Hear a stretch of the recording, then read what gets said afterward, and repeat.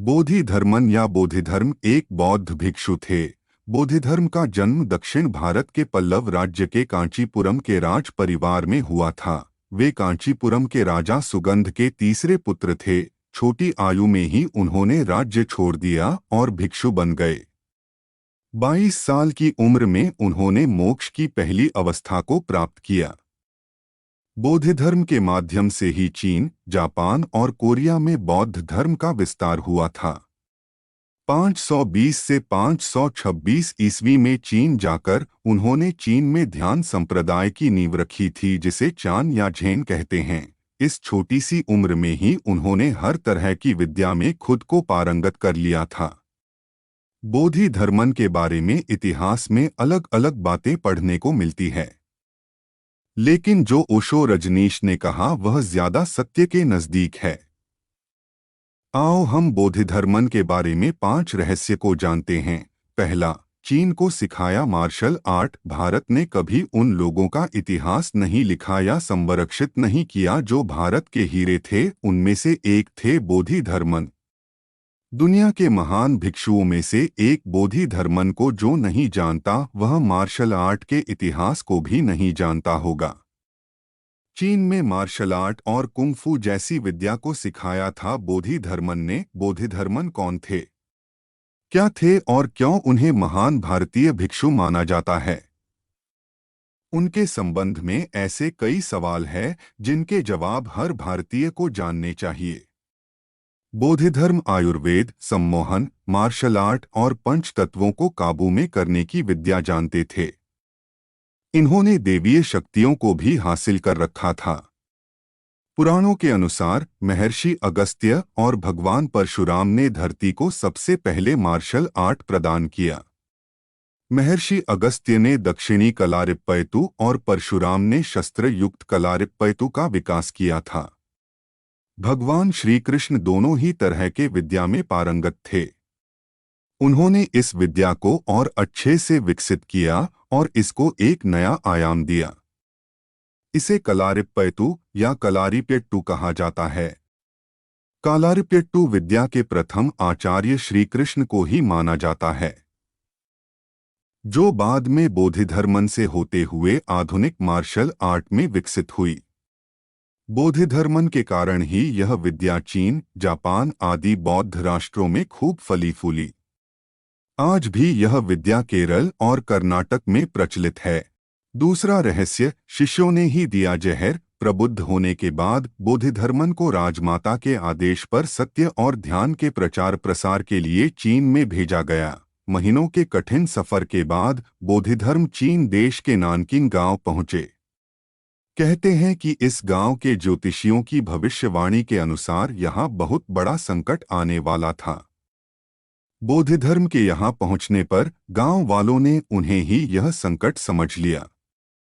ऐसा जानकर उन्हें उस गांव से खदेड़ दिया गया। वे गांव के बाहर रहने लगे। उनके वहां से चले जाने पर गांव वालों को लगा कि संकट चला गया। दरअसल संकट तो एक जानलेवा महामारी के रूप में अभी आने वाला था और वह आ गया। लोग बीमार पड़ने लगे। गांव में अफरा-तफरी मच गई। गांव के लोग बीमारी से ग्रसित बच्चों या अन्य लोगों को गांव के बाहर छोड़ देते थे ताकि किसी अन्य को यह रोग न लगे। बोधिधर्मन चूंकि एक आयुर्वेदाचार्य थे तो उन्होंने ऐसे लोगों की मदद की तथा उन्हें मौत के मुंह में जाने से बचा लिया। तब गांव के लोगों को समझ में आया कि यह व्यक्ति हमारे लिए संकट नहीं बल्कि संकटहर्ता के रूप में सामने आया है। गांव के लोगों ने तब सम्मान से उन्हें गांव में शरण दी। बोधिधर्मन ने गांव के समझदार लोगों को जड़ी बूटी कुटने और पीसने के काम पर लगा दिया और इस तरह पूरे गांव को उन्होंने चिकित्सा सुविधा उपलब्ध कराकर गांव को महामारी से बचा लिया। एक संकट खत्म होने के बाद गांव पर दूसरा संकट आ गया। लुटेरों की एक टोली ने गांव पर हमला कर दिया और वे लोगों को मारने लगे। चारों ओर कत्लेआम मच गया। गांव वाले समझते थे कि बोधिधर्मन सिर्फ चिकित्सा पद्धति में ही माहिर है, लेकिन उनको क्या मालूम था कि बोधिधर्मन एक प्रबुद्ध और चमत्कारी व्यक्ति थे। वे प्राचीन भारत की कालारिपट्टू विद्या में भी निपुण थे। कालारिपट्टू को आजकल मार्शल आर्ट कहा जाता है।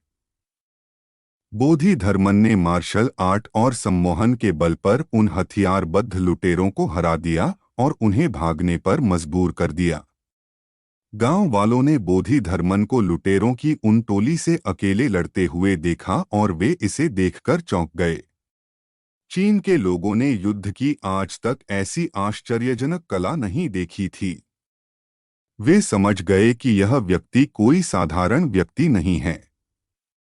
इसके बाद तो बोधिधर्मन का सम्मान और भी बढ़ गया।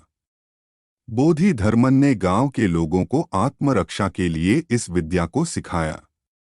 गांव के लोग उनसे प्यार करने लगे और प्यार से उन्हें धापू बुलाने लगे। कई वर्षों बाद जब उन्होंने वहां से भारत जाने की इच्छा जताई, तब ज्योतिषियों ने गांव पर फिर से संकट आने की भविष्यवाणी की। गांव वालों ने एक जगह एकत्र होकर यह निर्णय लिया कि अगर इस संकट से बचना है तो बोधिधर्मन को यहीं रोकना होगा किसी भी हाल में। यदि वह नहीं रुकते हैं तो उन्हें जबरदस्ती रोकना है। किसी भी कीमत पर उन्हें जिंदा या मुर्दा रोकना ही होगा। गांव वाले यह जानते थे कि वे बोधिधर्मन से लड़ नहीं सकते, तो उन्होंने बोधिधर्मन को रोकने के लिए उनके खाने में जहर मिला दिया। लेकिन बोधिधर्मन यह बात भलीभांति जान गए। उन्होंने गांव वालों से कहा कि तुमने ऐसा क्यों किया? तुम मुझे मारना क्यों चाहते हो? गांव वालों ने कहा कि हमारे ज्योतिषियों के अनुसार आपके शरीर को यहीं दफना दिया जाए तो हमारा गांव हमेशा के लिए संकट से मुक्त हो जाएगा। बोधिधर्मन ने कहा, बस इतनी सी इच्छा। बोधिधर्मन ने गांव वालों की इस बात को स्वीकार कर लिया और उन्होंने जहर मिला वह भोजन बड़े ही चाव से खाकर लिया।